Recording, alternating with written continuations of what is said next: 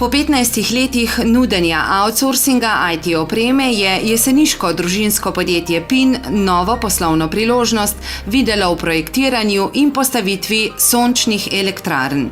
Podjetje PINSOL smo ustanovili leta 2007. Nekako smo zaznali, da na trgu prihaja do povečanega zanimanja za alternativne vire energije. In ker takrat v Sloveniji ni bilo še posebnega znanja na tem področju, smo se odločili, da bomo najprej osvojili znanje tako, da bomo eno sončno elektrarno postavili zase, ker smo naredili na strehi turistične kmetije Mulej pri Bledu, v selu pri Bledu. In skozi ta postopek, takrat je bila to ta največja elektrarna te vrste v Sloveniji, 86 kW, in skozi ta postopek smo osvojili marsikatero znanje.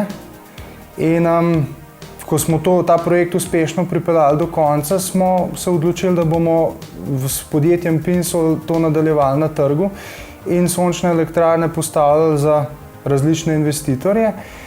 In do danes smo 37 elektrarn postavili na tem področju po vsej Sloveniji.